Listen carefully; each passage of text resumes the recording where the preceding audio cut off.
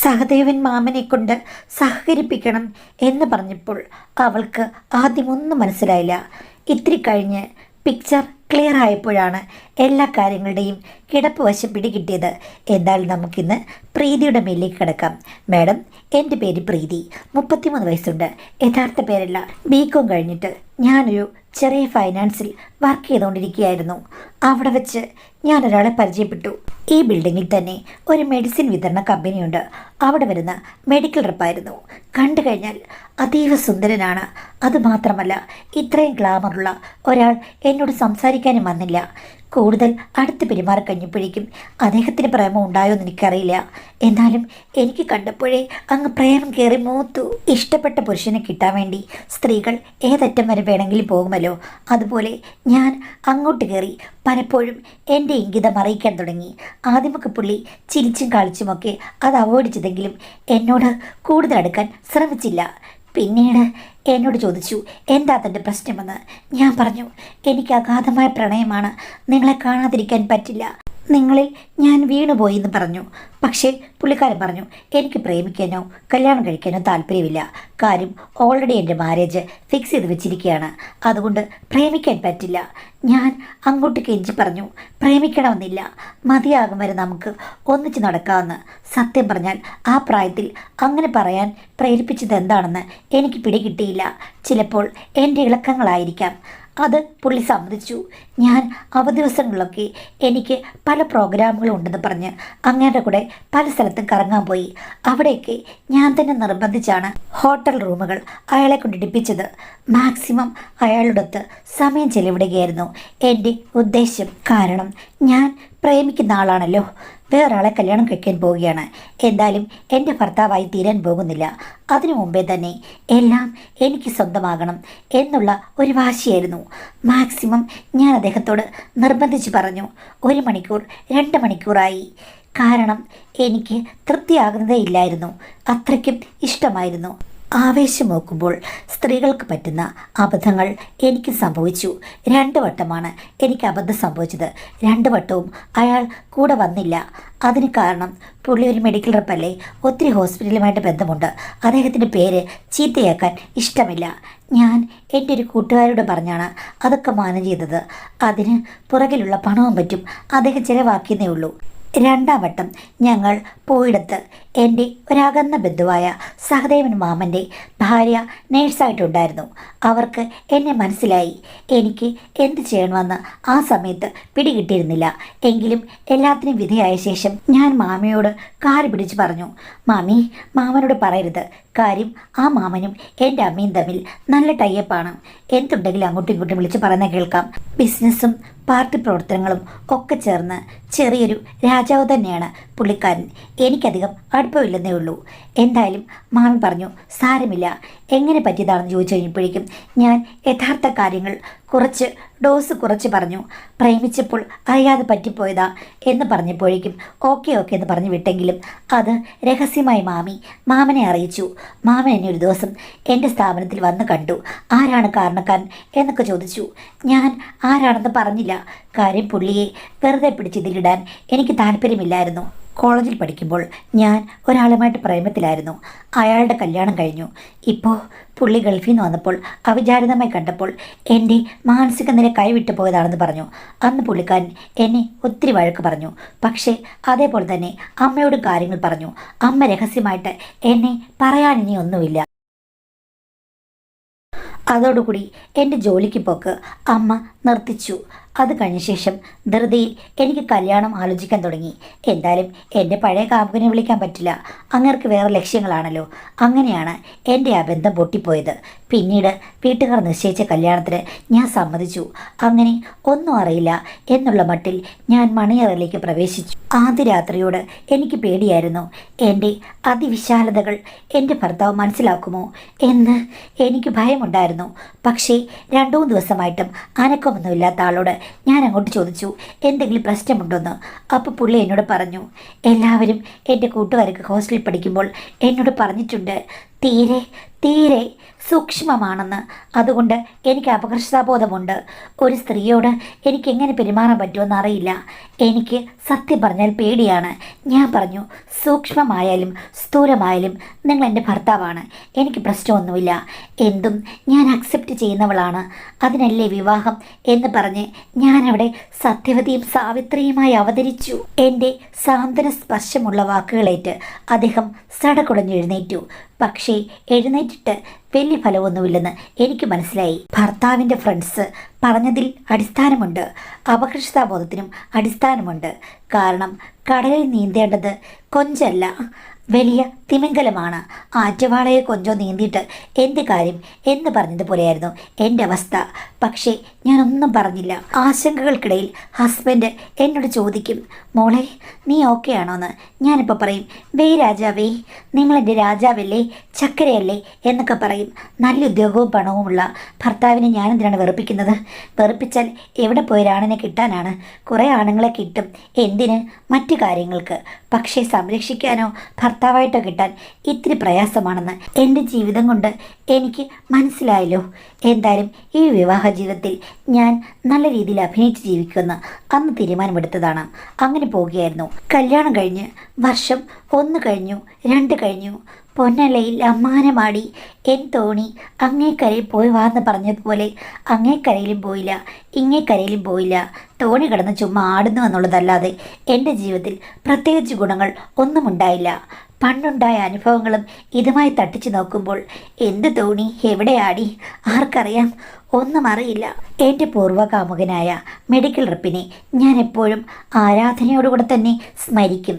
കാര്യം ആ ഓർമ്മകൾ എനിക്ക് വളരെയൊരു ഉത്തേജക ഔഷധമായിരുന്നു. ഈ സമയത്ത് ഞാൻ ഓർക്കുമ്പോൾ എവിടെയോ ഒരു സ്വപ്നലോകത്തിരുന്ന് എനിക്ക് എന്തെങ്കിലും ആകാൻ കഴിയുമോ എന്ന് ഞാൻ ശ്രമിച്ചുകൊണ്ടേയിരുന്നു. എല്ലാം ഞാൻ മറന്നു പോകുന്നത് ആ ഒരു നിമിഷത്തിലാണ്. ഓർമ്മകളാണല്ലോ മനുഷ്യനെ ഏറ്റവും വലിയ ഊറ്റം. പിന്നീട് നടന്നത് വളരെ സാധാരണമായ കാര്യമാണ്. 1 വർഷം പോലും നാട്ടുകാർക്ക് ഇരിക്കപ്പുറതയില്ല. വിശേഷമില്ലേ എന്ന് ചോദിക്കാൻ തുടങ്ങും. എന്ത് വിശേഷം, എവിടെ വിശേഷം എന്ന് ഞാൻ വായിൽ തപ്പുകയായിരുന്നു. ഭർത്താവിനോട് ചോദിച്ചപ്പോൾ അദ്ദേഹത്തിന് വ്യക്തമായ ഐഡിയ ഒന്നുമില്ല. കാര്യങ്ങൾ മുറയ്ക്ക് നടക്കുന്നുണ്ട്, പക്ഷേ ഒന്നും ഗുണവും ഫലവും ഉള്ളതായി തീരുന്നില്ല. അത് വല്ലാത്തൊരവസ്ഥ തന്നെ. അവസാനം ഡോക്ടർമാരെ കണ്ടു. അവർ ഞങ്ങൾക്ക് 2 പേർക്കും പ്രത്യേകിച്ച് പ്രശ്നമൊന്നുമില്ലെന്നാണ് കണ്ടുപിടിച്ചത്. എല്ലാവർക്കും പറയാൻ എന്തെങ്കിലും പ്രശ്നങ്ങൾ കാണും, പക്ഷേ ഞങ്ങൾക്ക് 2 പേർക്കും ഒരു പ്രശ്നവുമില്ല. പക്ഷേ ഒരു ഫലങ്ങളും ഉണ്ടാകുന്നുമില്ല. ഇങ്ങനെ ജീവിതം മുന്നോട്ട് പോയി. പലയിടത്തു നിന്നും ഞങ്ങൾക്ക് 2 പേർക്കും കുറ്റപ്പെടുത്തലുകൾ കേൾക്കേണ്ടി വന്നിട്ടുണ്ട്. പക്ഷേ ഞാൻ ഓർക്കും, പഴയകാല അനുഭവങ്ങളായിരിക്കാം ഇങ്ങനെ എനിക്ക് ഒരു വിധി സമ്മാനിച്ചത് എന്നോർത്ത് ദുഃഖിക്കാറുമുണ്ട്. പക്ഷേ എൻ്റെ ഭർത്താവിന് കുട്ടികൾ ഉണ്ടാകുന്നതിനോടോ കുട്ടികളെ കഷ്ടപ്പെട്ട് വളർത്തുന്നതിനോടോ ഒന്നും വലിയ താല്പര്യമില്ല. ആരെങ്കിലും എന്തെങ്കിലുമൊക്കെ പറഞ്ഞു കഴിഞ്ഞാൽ 2 ദിവസം ചെറിയ ദുഃഖം കാണും. അത് കഴിയുമ്പോൾ പുള്ളി അത് മറക്കും, എന്നിട്ട് ഉല്ലസിച്ച് നടക്കും. സത്യം പറഞ്ഞാൽ അദ്ദേഹത്തിൻ്റെ സ്വഭാവം കൊണ്ട് എനിക്ക് വലിയ ടെൻഷനൊന്നുമില്ല. എന്നാലും പെണ്ണുങ്ങൾക്കാണല്ലോ ഇത്തരം ചോദ്യങ്ങൾ എപ്പോഴും കേൾക്കേണ്ടി വരുന്നത്. ഇതിനിടയ്ക്ക് ഒരു ദിവസം ഒരു കല്യാണ ഫംഗ്ഷനിൽ വെച്ച് സഹദേവൻ മാമനെ ഞാൻ കണ്ടുമുട്ടി. പുള്ളി എൻ്റെ കല്യാണത്തിന് വന്ന് എന്നെ ആശീർവദിച്ചിട്ട് പോയതാണ്. അത് കഴിഞ്ഞതിൽ പിന്നെ ഞാനങ്ങനെ കണ്ടിട്ടേ ഇല്ല. അമ്മ എപ്പോഴും വിശേഷങ്ങൾ പറയും. അവർ തമ്മിൽ വളരെ ക്ലോസ് ആണല്ലോ. അപ്പോൾ കുറേ നേരം സംസാരിച്ചു. അമ്മ ഇപ്പോൾ എൻ്റെ കാര്യങ്ങളൊക്കെ പറഞ്ഞു. പുള്ളി പറഞ്ഞു, എല്ലാം ശരിയാകും, ഒരമ്പലമുണ്ട്, അവിടെ പോയി തൊട്ടി കിട്ടിയാൽ മതി എന്ന് പറഞ്ഞു. അപ്പം അമ്മ പറഞ്ഞു അത് ചെയ്യാമെന്ന്. എന്നിട്ട് എന്നെ വിളിച്ച് മാറ്റി നിർത്തി സഹദേവമാമൻ ചോദിച്ചു, എടി പണ്ട് നീ ഹോസ്പിറ്റലിൽ പോയി എന്തൊക്കെയോ കാര്യങ്ങൾക്ക് വിധേയമായിട്ടില്ലേ, അതിൻ്റെ പ്രത്യാഘാതമാണോ? നീ ഡോക്ടറെ കണ്ട് സ്കാൻ ചെയ്യിപ്പിച്ചോ എന്നൊക്കെ ചോദിച്ചു. പുള്ളിക്ക് എല്ലാ കാര്യത്തിലും നല്ല അറിവുണ്ടല്ലോ. തുറന്ന ചോദ്യം കേട്ടപ്പോൾ ഞാൻ ഒന്ന് ചൂളി. ഞാൻ പറഞ്ഞു, അതൊന്നുമല്ല, 1 ആണോ 2 ആണോ 3 ആണോ എന്ന് നിനക്ക് പോലും അറിയില്ലേ എന്നോട് ചോദിച്ചപ്പോൾ ഞാൻ അറിയാതെ പറഞ്ഞു പോയി 2 എന്ന്. പുള്ളി ഇത് കേട്ട് മൂക്കത്ത് വിരൽ വെച്ചു. എടി ഞാൻ വിചാരിച്ച പോലല്ലോ നീ. ആ സമയത്തുണ്ടായ എന്തെങ്കിലും പ്രശ്നങ്ങളായിരിക്കും. അവനും പ്രശ്നമില്ല, നിനക്ക് പ്രശ്നമില്ലെങ്കിൽ നിനക്ക് തന്നെയായിരിക്കും പ്രശ്നമെന്ന്. അങ്ങനെ പറയാൻ പാടുണ്ടോ മാമ എന്ന് ചോദിച്ചപ്പോൾ മാമ പറഞ്ഞു, കാണും, ഒന്നും നമുക്ക് പറയാൻ പറ്റില്ല, നീയാണ് ശരിക്കും കുറ്റക്കാരി. അത് കൊള്ളാം, ഒരു സ്ത്രീ ഇഷ്ടമുള്ള പുരുഷൻ്റെ കൂടെ താമസിക്കുന്നതോ അല്ലെങ്കിൽ സഹവസിക്കുന്നതോ ഒരു തെറ്റാണോ എന്ന് ചോദിച്ചു. പുള്ളിക്ക് ഉത്തരമില്ലായിരുന്നു. ഞാൻ അവിഹിത ബന്ധമൊന്നും ആയിരുന്നില്ല, എൻ്റെ കാമുകനായിരുന്നു. അത് നടന്നില്ല, അത്രയേ ഉള്ളൂ. പിന്നെ അറിയാതെ പറ്റിപ്പോയതാണ്. അത് എത്രയോ സ്ത്രീകൾക്കും പുരുഷന്മാർക്കും ഇവിടെ സംഭവിക്കുന്നുണ്ട് എന്ന് ഞാൻ വാദിച്ചു. എന്നാലും അത് തന്നെയായിരിക്കാം ഇപ്പോൾ കുട്ടികൾ ഉണ്ടാകാത്തതിൻ്റെ കാരണം എന്ന് അദ്ദേഹം വാദിച്ചു. അതിനെനിക്ക് മറുപടിയില്ലായിരുന്നു. ചിലപ്പോൾ അതൊക്കെയാകാൻ കാരണമെന്ന് എനിക്ക് തോന്നിയിട്ടുണ്ട്. പുള്ളി അപ്പോൾ എന്നോട് ചോദിച്ചു, ഈ ദാമ്പത്യം എങ്ങനെയുണ്ട്? നിന്റെ സ്വപ്നങ്ങൾക്കനുസരിച്ച് ഇത് മുന്നേറുന്നുണ്ടോ? ബാക്കി കാര്യങ്ങളിലൊക്കെ ഓക്കെ ആണല്ലോ എന്ന് ചോദിച്ചു. ഞാനൊന്നും മിണ്ടിയില്ല. എല്ലാം ഓക്കെ എന്ന് പറഞ്ഞാൽ മതിയായിരുന്നു. പക്ഷെ എന്ത് ചെയ്യാനാണ്, അങ്ങനെ പറയാൻ തോന്നിയില്ല. എൻ്റെ മൗനം കണ്ടപ്പോൾ പുള്ളി ചോദിച്ചു, സത്യം നിനക്ക് പറയാമെങ്കിൽ പറയൂ, മാമനാണെന്നുള്ള മുറ നീ അങ്ങ് മറന്നോളാൻ പറഞ്ഞു. ഞാനപ്പോൾ വാളമീനുക്കും വിലങ്ങമീനുക്കും കല്യാണം, സെണ്ണാക്കുണ്ണി കൂട്ടമെല്ലാം മൂർക്കോലം എന്നുള്ള രീതിയിൽ ഞാൻ അങ്ങ് പറഞ്ഞു. എൻ്റെ പൊന്നു മാമ അനുഭവിക്കുന്നത് ഇങ്ങനെയാണ് എന്ന് പറഞ്ഞപ്പോൾ പുള്ളി മൂക്കത്ത് വിരൽ വെച്ചിട്ട് പറഞ്ഞു, നിനക്കിത് തന്നെ വേണമടി. പണ്ട് നീ കുറേ ഇളകി നടന്നല്ലേ, അതുകൊണ്ടാണ് എല്ലാം കൂടെ നിനക്കിങ്ങനെ വന്നത്. എനിക്ക് ദേഷ്യം വന്നു. ഞാൻ പറഞ്ഞു, മാമ എന്നെ വെറുതെ ഇങ്ങനെ കുറ്റപ്പെടുത്തരുത്. ഞാൻ അതിന് മാത്രം ഒന്നും കാണിച്ചിട്ടില്ല. ഈ ലോകത്തുള്ള ആളുകൾ കാണിക്കുന്ന കാര്യങ്ങൾ തന്നെ ഞാൻ ചെയ്തിട്ടുള്ളൂ. ഞാൻ ഒന്ന് ചോദിക്കട്ടെ, നിങ്ങൾ പുണ്യാളനാണോ? നിങ്ങൾ ഈ രാഷ്ട്രീയ പ്രവർത്തനം എന്ന് പറഞ്ഞിട്ട് എന്തെല്ലാം കാര്യങ്ങൾക്ക് എത്ര പെണ്ണുങ്ങളെ അങ്ങോട്ടും ഇങ്ങോട്ടും ഒക്കെ നിങ്ങൾ കൊണ്ടു നടക്കുന്നു? ഇതൊന്നും ഞാൻ കണ്ടിട്ടില്ലെന്നാണോ, അറിഞ്ഞിട്ടില്ലെന്നാണോ നിങ്ങളുടെ വിചാരം? നിങ്ങൾ നല്ല തരികട കളിച്ചാണ് രാഷ്ട്രീയ രംഗത്ത് നിൽക്കുന്നതെന്ന് എനിക്കറിയാം. അമ്മ പോലും എന്നോട് പറഞ്ഞിട്ടുണ്ടെന്ന് പറഞ്ഞു. എന്തായാലും അങ്ങനെ അമ്മ പറഞ്ഞിട്ടില്ലെങ്കിലും ഇവർ തമ്മിൽ എല്ലാ കാര്യങ്ങളും അങ്ങോട്ടും ഇങ്ങോട്ടും പറയുമെന്ന് രണ്ടുപേർക്കും അറിയാമല്ലോ. ആഹാ, ചേച്ചി നിന്നോട് അങ്ങനെ പറഞ്ഞു? ഞാൻ പറഞ്ഞു, അങ്ങനെ വ്യക്തമായി പറഞ്ഞില്ലെങ്കിലും അമ്മയുടെ സംസാരത്തിൽ നിന്ന് എനിക്ക് മനസ്സിലായി മാമൻ്റെ കയ്യിലും നല്ല തരികിടയുണ്ട് എന്ന് പറഞ്ഞു കഴിഞ്ഞപ്പോഴേക്കും മാമൻ തണുത്തു. ശരിയാണ്, നിലനിൽപ്പിന് വേണ്ടിയിട്ട് ഞാൻ പല കാര്യങ്ങളും ഏർപ്പെടാറുണ്ട്. അതിപ്പോൾ നീയാണെങ്കിൽ എൻ്റെ കുടുംബത്തിൽപ്പെട്ട ഒരു പെൺകുട്ടിയാണ്. മറ്റു പെൺകുട്ടികളുടെ കാര്യം ഞാൻ ആലോചിക്കേണ്ട കാര്യമില്ല. ഇതൊന്നും ആരും നിർബന്ധിക്കുന്നില്ല. അവരൊക്കെ സ്വമേധയാ വരുന്നതാണ്. അല്ലാതെ ഞാൻ ഒരാളെപ്പോലും വിളിച്ചു വരുത്താറില്ല. പണമോ ക്യാഷോ അല്ലെങ്കിൽ പദവിയോ ജോലിയോ ഒക്കെ മോഹിച്ചിട്ടാണ് അവർ വരുന്നത്. അപ്പോൾ നമ്മളെന്തിനാണ് തടയുന്നത്? അതിന് മാത്രം അവസരങ്ങൾ അവർക്ക് കിട്ടുകയും ചെയ്യും. അങ്ങനെയുള്ള സ്ത്രീകളുണ്ട്. ഇപ്പം നീ നിൻ്റെ സ്വന്തം ഇഷ്ടത്തിന് ഓരോന്നിനു വേണ്ടി പോയില്ലേ എന്ന് പറഞ്ഞ പോലെ ഓരോ സ്ത്രീകൾക്കും ഓരോ ലക്ഷ്യമുണ്ട്. ഇങ്ങനെ പറഞ്ഞു നിൽക്കുമ്പോഴേക്കും ഞങ്ങളുടെ കുറേ ബന്ധുക്കൾ വന്നു. അങ്ങനെ ഞങ്ങളുടെ സംഭാഷണം മുറിഞ്ഞു. ഇത് കഴിഞ്ഞ് ഒരാഴ്ച കഴിഞ്ഞപ്പോഴേക്കും അമ്മ എന്നെ വിളിച്ചു ചോദിച്ചു, എടി കല്യാണത്തിന് പോയി കഴിഞ്ഞപ്പോഴേക്കും സഹദേവൻ നീ കൂടെ എന്തായിരുന്നു അവിടെ തർക്കമെന്ന്. ഞാൻ പറഞ്ഞു, എന്ത് തർക്കം? അവൻ എന്നോട് പറഞ്ഞല്ലോ. അവൻ പറഞ്ഞ രഹസ്യങ്ങളൊക്കെ ഞാൻ നിന്നോട് പറഞ്ഞെന്ന് നീ പറഞ്ഞെന്ന്. അവൻ്റെ എന്ത് രഹസ്യമാടി ഞാൻ പറഞ്ഞത് എന്ന് പറഞ്ഞ് അമ്മ എന്നെ 2 ഭാഷ വിളിച്ചു. അപ്പോൾ ഞാൻ പറഞ്ഞു, അമ്മ അങ്ങനെയല്ല, ഇങ്ങനെയൊക്കെയുള്ള സംഭവങ്ങൾ ഉണ്ടായല്ലോ. ഞാനിപ്പം അദ്ദേഹത്തോട് കാര്യങ്ങൾ പറഞ്ഞപ്പം എന്നെ കുറ്റപ്പെടുത്തി സംസാരിച്ചു. ഞാനിപ്പോൾ ഇങ്ങനെ രാഷ്ട്രീയക്കാരനല്ലേ, പലതും പറഞ്ഞ് കേട്ടിട്ടുണ്ട്. അപ്പോൾ ഞാനും അങ്ങോട്ട് എടുത്തിട്ടു. അതിനിടയ്ക്ക് അമ്മ എന്നോട് പറഞ്ഞിട്ടുണ്ടെന്ന് ഞാൻ പറഞ്ഞില്ല. അമ്മയുടെ സംസാരത്തിൽ നിന്ന് എനിക്ക് മനസ്സിലായെന്ന് മാത്രമേ പറഞ്ഞുള്ളൂ. എടി, നന്നായിരിക്കുന്ന ആൾക്കാരെ വെറുപ്പിക്കുന്നതാണോ നിൻ്റെ പണി? പണ്ട് അങ്ങോട്ടും ഇങ്ങോട്ടും കറങ്ങി നടന്നവൾ ഇപ്പോൾ ഭർത്താവിൻ്റെ കുറ്റം പറഞ്ഞു വന്നിരിക്കുകയാണ്. ഞാൻ പറഞ്ഞു, എന്തേ എൻ്റെ ഭർത്താവിനെ കുറ്റം പറയാൻ എനിക്ക് അവകാശമില്ലേ? പണ്ട് ഞാൻ കറങ്ങിയെന്ന് വെച്ചിട്ട് ഇപ്പം എന്താ? ഇപ്പം കറക്കമില്ലാത്ത ജീവിതം എനിക്ക് വേണമെന്നാണോ? ഇങ്ങനെ മുന്നോട്ട് പോയി കഴിഞ്ഞാൽ എന്നെ ആരും കുറ്റപ്പെടുത്തരുത്. ഇതിൽ എൻ്റെ ഭർത്താവിന് പങ്കുണ്ടെന്ന് പറഞ്ഞു. പക്ഷേ സ്ത്രീകൾ ഒരിക്കലും സ്ത്രീകൾക്ക് സപ്പോർട്ട് ചെയ്യില്ലല്ലോ. അതുകൊണ്ട് അമ്മ എന്നെയാണ് കുറ്റം പറഞ്ഞത്. ചുരുക്കം പറഞ്ഞാൽ അമ്മയും ഞാനും തമ്മിൽ വഴക്കായി. ഇതിനിടയ്ക്ക് ഒരു ദിവസം സഹദേവ മാമൻ എന്നെ വിളിച്ചു. നീ അമ്മയുമായിട്ട് വഴക്കാണോ പിണക്കമാണോ എന്ന്. ഞാൻ പറയും, നിങ്ങൾ എന്തിനാണ് ഇതൊക്കെ പറയാൻ പോയത്? എനിക്ക് നിങ്ങളുടെ ഒരു വാക്കും കേൾക്കണ്ടെന്ന് പറഞ്ഞ് ഞാൻ ഫോൺ കട്ട് ചെയ്തു. പിന്നെ പുള്ളിക്കാരൻ എന്നെ വിളിച്ചിട്ടേ ഇല്ല. അമ്മയുമായും അത്യാവശ്യ കാര്യങ്ങൾ മാത്രമേ സംസാരിക്കൂ. അമ്മ എന്തെങ്കിലും വിഷയം പറയാൻ വന്നു കഴിഞ്ഞാൽ ഞാൻ ഫോൺ കട്ട് ചെയ്യും. അങ്ങനെ പോയി ഒരു ദിവസം ഭർത്താവും ഞാനും കൂടെ എൻ്റെ വീട്ടിൽ പോയി കഴിഞ്ഞപ്പോഴേക്കും അമ്മയും ഞാനും മാത്രമായൊരവസരത്തിൽ അമ്മ എന്നോട് ചോദിച്ചു, എന്താ നിൻ്റെ പ്രശ്നം എന്ന്. ഞാൻ പറഞ്ഞ പ്രശ്നങ്ങളൊന്നും അമ്മയ്ക്ക് അറിയില്ലേന്ന്. അപ്പോൾ അമ്മയോട് ചോദിച്ചു, പണ്ടത്തെ നിൻ്റെ കാമുകൻ ആരായിരുന്നു യഥാർത്ഥത്തിൽ? അവനും നീയും തമ്മിൽ എങ്ങനെയായിരുന്നു, എന്തായിരുന്നു എന്നൊക്കെ ചോദിച്ചു. ആ സമയത്ത് അമ്മയോട് എനിക്ക് എൻ്റെ ഉള്ളിലെ ആഗ്രഹങ്ങൾ കൊണ്ടാണ് അങ്ങനൊരു സുന്ദരനെ ഞാൻ വളച്ചെടുത്ത് ഇങ്ങനെ യാത്രകളൊക്കെ പോയത്. അയാൾ പറഞ്ഞിരുന്നു എന്നെ വിവാഹം കഴിക്കില്ല എന്നൊക്കെ. പക്ഷേ ഞാൻ നിർബന്ധിച്ചു. ഒരു സ്ത്രീയുടെ മോഹമായിട്ട് അമ്മയ്ക്ക് ഇത് മനസ്സിലാക്കാൻ പറ്റുമെന്ന് ചോദിച്ചു. അമ്മ പറഞ്ഞു, ഇതിനെ മോഹമെന്നല്ല പറയുന്നത്, പച്ച മലയാളത്തിൽ വേറൊരു കാര്യമാണ്, ഞാൻ അത് പറയുന്നില്ല എന്ന് പറഞ്ഞ് അമ്മ എൻ്റെ കാതിൽ വേറെ 2-3 കാര്യങ്ങൾ പറഞ്ഞു. അതിവിടെ പറയാൻ പറ്റില്ല. ഞാൻ പറഞ്ഞു, അങ്ങനെ വിചാരിച്ചെങ്കിൽ അങ്ങനെ വിചാരിച്ചോ, എനിക്ക് പ്രശ്നമില്ലെന്ന് പറഞ്ഞു. എന്തായാലും അങ്ങനെ അമ്മയും ഞാനും തമ്മിലുള്ള മഞ്ഞ് അന്നൊന്നൊരുങ്ങി. അപ്പം അമ്മേനോട് പറഞ്ഞു, എടി, സാധാരണ പെണ്ണുങ്ങളെക്കാൾ നിനക്ക് ഇളക്കം കൂടുതലാണെന്ന് എനിക്ക് മനസ്സിലായി. പക്ഷേ അവസാനം കറങ്ങി തിരിഞ്ഞു വന്ന് നിനക്ക് കിട്ടിയ ഭർത്താവ് കൊള്ളാം, ഒരു ആമയെപ്പോലെ നടക്കുന്നവനുമാണെന്ന് എനിക്ക് മനസ്സിലായി. ഞാൻ പറഞ്ഞ ആമയെപ്പോലെ നടന്നാലും പ്രശ്നമില്ല, ഇതിപ്പോൾ ആമയില്ല, ആമയുടെ വാല് പോലുമില്ല എന്നുള്ള രീതിയിൽ പറഞ്ഞപ്പോൾ അമ്മയ്ക്ക് കാര്യങ്ങൾ എല്ലാം മനസ്സിലായി. അങ്ങനെയാണെങ്കിൽ ശരിക്കും നീ അൺലക്കിയാ മോളെ എന്ന് പറഞ്ഞ് അമ്മയും താഴേക്ക് കൈ കൊടുത്തു. ഇതിൽ നിന്ന് ഇനി എന്ത് ഗുണം ഉണ്ടാക്കാനാണ്? അവനെ ഉപേക്ഷിക്കാൻ നിനക്ക് വല്ല പ്ലാനുമുണ്ടോ എന്ന് അമ്മ എന്നോട് ചോദിച്ചു. ഞാൻ പറഞ്ഞു, ഉപേക്ഷിക്കാൻ പ്ലാനില്ല, നല്ല ശമ്പളം, നല്ല സ്നേഹം, ഉപേക്ഷിച്ചിട്ട് കാര്യമില്ല. പക്ഷേ ഈ പഴി സ്ത്രീകൾ തന്നെ കേൾക്കേണ്ടി വരും, ഫലമില്ലാത്ത വൃക്ഷമാണെന്ന് എല്ലാവരും പറയുന്നു പറഞ്ഞു. അപ്പം അമ്മ എന്നോട് പറഞ്ഞു, എന്തായാലും എൻ്റെ മോളാണെങ്കിലും ഇനി നിന്നോട് നല്ല വഴിക്ക് നടക്കാൻ പറഞ്ഞിട്ട് കാര്യമുണ്ടെന്ന് എനിക്ക് തോന്നുന്നില്ല. കാര്യം ഞാൻ അറിയാതെ തന്നെ നീ നമ്പർ 1 തരികിടയാണ്. ഇനിയിപ്പം സഹദേവനോട് പറഞ്ഞു കഴിഞ്ഞാൽ മാത്രമേ ഈ കാര്യങ്ങൾ ശരിയായി നടക്കൂ. ഞാൻ പറഞ്ഞു, അങ്ങേർക്കെന്താ എന്നെ നോട്ടമുണ്ടോ? അയ്യോടി, നോക്കാൻ പറ്റിയ ഒരാൾ, അവനെ വലിയ പൊസിഷനുള്ള ആളാണ്. അവൻ കൈ നൊടിച്ചു കഴിഞ്ഞാൽ 100 കാര്യങ്ങൾ അവന് കിട്ടും. പക്ഷേ അമ്മയല്ലേ പറഞ്ഞത് അങ്ങേരോട് പറഞ്ഞാൽ ഈ കാര്യങ്ങൾ നടക്കുമെന്ന്?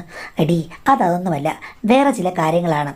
ഞാൻ അവനുമായി ഒന്ന് ചർച്ച ചെയ്യട്ടെ, അത് കഴിഞ്ഞിട്ട് ഞാൻ പറയാം. നിന്നോട് എനിക്കിപ്പോൾ ചെറിയ സഹതാപമുണ്ട്. എന്താ അമ്മയുടെ പ്ലാനും പദ്ധതി എന്ന് ഞാൻ ചോദിച്ചു. പക്ഷേ 2-3 ആഴ്ചത്തേക്ക് അമ്മ മറുപടി തന്നില്ല. അത് കഴിഞ്ഞിട്ട് അത്യാവശ്യമായ വീട്ടിലേക്ക് വരണമെന്ന് പറഞ്ഞു. അന്ന് അച്ഛൻ വീട്ടിലുണ്ടായിരുന്നില്ല. ഞാൻ ചെന്ന് കഴിഞ്ഞപ്പോഴേക്കും സഹദേവൻ മാമൻ അവിടെ ഇരിപ്പുണ്ട്. അമ്മയപ്പോൾ എന്നോട് പറഞ്ഞു, എടി, നിനക്കൊരു വഴി ഞാൻ തുറന്നു തരാം. എന്തായാലും ആവുന്ന പ്രായത്തിൽ നീ ഇഷ്ടം പോലെ ചുറ്റി നടന്നു. അന്ന് നിനക്ക് ഇഷ്ടമുള്ള ആൾ കൂടെ ഉണ്ടായിരുന്നു. അത് പിന്നീട് നഷ്ടപ്പെട്ടു. ഞങ്ങൾ നിന്നെ നിർബന്ധിച്ച് കല്യാണം കഴിപ്പിച്ചു. അതിൽ നിനക്ക് ഇഷ്ടപ്പെടുന്ന ഒരു കാര്യങ്ങളും നടന്നില്ല എന്നത് കേൾക്കുമ്പോൾ എനിക്ക് ഒത്തിരി ദുഃഖമുണ്ട്. സ്ത്രീയാണെങ്കിലും പുരുഷനാണെങ്കിലും ദാമ്പത്യ സൗഖ്യം വേണം. ചില ആളുകൾ ഉള്ളത് കൊണ്ട് ഓണം പോലെ എന്ന് കരുതും. ഇതിപ്പോൾ നിനക്കത് പറ്റില്ല. കാര്യം നിന്റെ അനുഭവങ്ങൾ അങ്ങനെയല്ല നിന്നെ വാർത്തെടുത്തിരിക്കുന്നത്. ഞാനിപ്പോൾ പറയുന്നത് നീ കേൾക്കുക. തൽക്കാലം നിന്റെ പ്രശ്നങ്ങൾക്കുള്ള പരിഹാരം ഇവൻ ഏറ്റെടുക്കുകയാണ്. കാര്യം അവന് ധാരാളം കണക്ഷൻസ് ഉണ്ട്. അതിൽ ഇഷ്ടം പോലെ ചെറുപ്പക്കാർ, നീ വിചാരിക്കുന്ന രീതിയിലുള്ള സുന്ദര കുട്ടപ്പന്മാർ ഒക്കെയുണ്ട്. അവരുമായി മീറ്റപ്പുകളും സൗഹൃദങ്ങളുമൊക്കെ അവൻ നിനക്ക് കുറച്ചു കാലത്തേക്ക്, ഏകദേശം 6 മാസത്തേക്ക് നിനക്ക് അവൻ എസ്റ്റാബ്ലിഷ് ചെയ്തിരും. ചുരുക്കം പറഞ്ഞു കഴിഞ്ഞാൽ ഇതൊരു പരീക്ഷണ ഘട്ടമാണെന്ന് വിചാരിച്ചാൽ മതി. അതിനിടയ്ക്ക് നീ മിടുക്കുകയാണെങ്കിൽ നിൻ്റെ ലൈഫ് നീ സെറ്റിലാക്കണം. അതായത് ഫലവും ഉണ്ടാകണം. പിന്നെ നിനക്ക് മാക്സിമം നിൻ്റെ ജീവിതത്തിൽ രസങ്ങൾ അനുഭവിക്കാൻ കഴിയണം. അത് നല്ലതാണോ ചീത്തയാണോ എന്ന് 6 മാസം കഴിഞ്ഞ് നമുക്ക് തീരുമാനിക്കാം. അതിൻ്റെ ഗുണവും ഫലവും. തൽക്കാലം ഇവൻ്റെ കൂടെ നീ ഒരു ടൈപ്പ് ഉണ്ടാക്കൂ എന്ന് പറഞ്ഞു. അത് കേട്ടപ്പോൾ എനിക്ക് നിഷേധിക്കാൻ തോന്നിയില്ല. അദ്ദേഹത്തിൻ്റെ കൂട്ടുകാരൊക്കെ VIPs ആയിരിക്കുമല്ലോ. അപ്പോൾ പിന്നെ എനിക്കവിടെ എന്താ വിഷമം? ഒന്നുമില്ല. എന്തായാലും പുള്ളിക്കാരനുമായിട്ട് ഞാൻ കൈകോർത്തു. നിനക്ക് എങ്ങനെയുള്ള ആളുകളെയാണ് ഇഷ്ടം എന്ന് ചോദിച്ചു കഴിഞ്ഞപ്പോഴേക്കും ഞാൻ സോഷ്യൽ മീഡിയയിൽ നിന്ന് ഡൗൺലോഡ് ചെയ്ത് ഇതേപോലുള്ള ഫ്രണ്ട്സിനെയാണ് എനിക്കിഷ്ടമെന്ന് പറഞ്ഞു. പുള്ളിക്കാരൻ പറഞ്ഞു, പിന്നെ ഇതൊന്നും വലിയ പ്രശ്നമൊന്നുമല്ലടി, ഇതിലും മികച്ച ഫ്രണ്ട്സ് എൻ്റെ കൂടെ ഉണ്ടെന്ന് പറഞ്ഞു. അതിൽ പല ആൾക്കാരും VVIPs വരെയുണ്ട്. അതൊക്കെ കണ്ടപ്പോഴേക്കും എനിക്കിരിക്കെ പുറത്തിയില്ല. പിന്നെ മാമനല്ലേ, മാമൻ വിളിക്കുമ്പോൾ ഞാൻ പോയാൽ ആർക്കും സംശയവുമില്ല. അങ്ങനെയാണ് അദ്ദേഹത്തിൻ്റെതായ ഒരു വഴി എനിക്കിട്ട് തന്നത്. പിന്നെ പുള്ളിക്കാരൻ ഇതിൽ വ്യക്തമായ വേറെന്തൊക്കെയോ ലാഭങ്ങളുണ്ട്. അദ്ദേഹത്തിന് രാഷ്ട്രീയം വളർത്തുകയോ പണമുണ്ടാക്കുകയോ എന്തെങ്കിലും കാണും. എനിക്കൊന്നുമില്ല. എനിക്കെന്ന് പറയുമ്പോഴേക്കും കൂട്ടിലടച്ച് ലൈഫിൽ നിന്ന് ഒരു റിലാക്സേഷൻ. അതുമാത്രമല്ല, പണ്ട് ഒന്ന് മോഹിച്ചു, ഇപ്പോൾ എനിക്ക് 10-100 ആക്കണമെന്നാണ് ആഗ്രഹം. ആ ആഗ്രഹങ്ങൾ നന്നായി നടന്നു. ഒത്തിരി ആളുകളെ ഞാൻ മീറ്റ് ചെയ്തു. എല്ലാം അദ്ദേഹത്തിൻ്റെ കെയർ ഓഫിലാണ്. അതുകൊണ്ട് തന്നെ അവർ എന്നെ നല്ല VIP ആയിട്ട് തന്നെയാണ് ട്രീറ്റ് ചെയ്തത്. അതിൻ്റെതായ ഗുണങ്ങളും ഫലങ്ങളും ഒക്കെ ഞാൻ അനുഭവിക്കുകയും ചെയ്തു. അതിൻ്റെ കൂട്ടത്തിൽ ഞാൻ അവരോടൊക്കെ പറയുകയും ചെയ്തു, ഒന്നും നോക്കേണ്ട കാര്യമില്ല, എനിക്ക് ഒന്നും സംഭവിക്കില്ല. കാര്യം അതുകൊണ്ട് തന്നെ പ്രത്യേകിച്ച് മറകളോ അല്ലെങ്കിൽ തടസ്സങ്ങളോ ഒന്നും നമുക്കിടയിൽ ആവശ്യമില്ല എന്ന് പറഞ്ഞിരുന്നു. അതുകൊണ്ട് തന്നെ വന്നവർക്ക് ഒന്നും നോക്കേണ്ട കാര്യമില്ല. സൗന്ദര്യമുള്ള ആൾക്കാരെ തേടി നടന്ന ഞാൻ ശരിക്കും സൗന്ദര്യമുള്ള ആളുകളുടെ ഇടയിലെ മഹാറാണിയായി മാറിക്കഴിഞ്ഞിരുന്നു. പോകുന്നിടത്തെല്ലാം പെരുമ്പറ കെട്ടി പോരവും തുടങ്ങിക്കഴിഞ്ഞിരുന്നു. സത്യം പറഞ്ഞാൽ 6 മാസം കൊണ്ട് ഇത് നിർത്തുമോ എൻ്റെ അമ്മ? അമ്മയല്ലേ തുടങ്ങി വെച്ചത്. അത് എനിക്ക് വല്ലാത്ത പേടിയായിരുന്നു. ഒരിക്കലും ഇത് നിൽക്കരുത് എന്നായിരുന്നു എൻ്റെ ആഗ്രഹം. 3-4 മാസം കഴിഞ്ഞപ്പോൾ എനിക്ക് തോന്നി ഇതുകൊണ്ട് ഗുണമുണ്ടാകില്ല. എനിക്ക് ഗുണമുണ്ടാകും, പക്ഷേ ഇവർ പറഞ്ഞ രീതിയിൽ ഒരു ഫലമുണ്ടാകില്ല. ഇവിടെ എനിക്ക് തന്നെയാണ് പ്രോബ്ലം. പണ്ട് ഞാൻ ചെയ്ത പ്രവൃത്തിയുടെ ഫലമായിട്ട് ചിലപ്പോൾ എൻ്റെ ശാരീരികമായ പ്രശ്നങ്ങൾ കൊണ്ടായിരിക്കാം ഫലം ഉണ്ടാകാതിരിക്കുന്നതെന്ന് എനിക്ക് ബോധ്യമായി. അതുകൊണ്ട് അത് നോക്കിയിട്ട് കാര്യമില്ല. ഇനിയുള്ള 3 മാസം എന്താണെന്ന് വെച്ച് കഴിഞ്ഞാൽ അടിച്ചു പൊളിച്ച് നടക്കുക, അതല്ലാതെ ഇതിൽ നിന്ന് മോചനമില്ല എന്നും എനിക്ക് പഴി കേൾക്കേണ്ടി വരുമെന്ന് മനസ്സിലായി. അങ്ങനെ മാമൻ്റെ ബിസിനസ്സിലെ ഡോക്യുമെൻറ്റേഷൻ സഹായിയായി ഞാൻ പോവുകയാണ് എന്ന് പറഞ്ഞാണ് പോയിക്കൊണ്ടിരുന്നത്. ഭർത്താവിന് പ്രശ്നമൊന്നുമില്ല. മാമൻ നല്ലൊരു സംഖ്യ എനിക്ക് തരികയും ചെയ്യും. അങ്ങനെ പോയിക്കൊണ്ടിരുന്നപ്പോൾ 6 മാസം അടുക്കാറായി.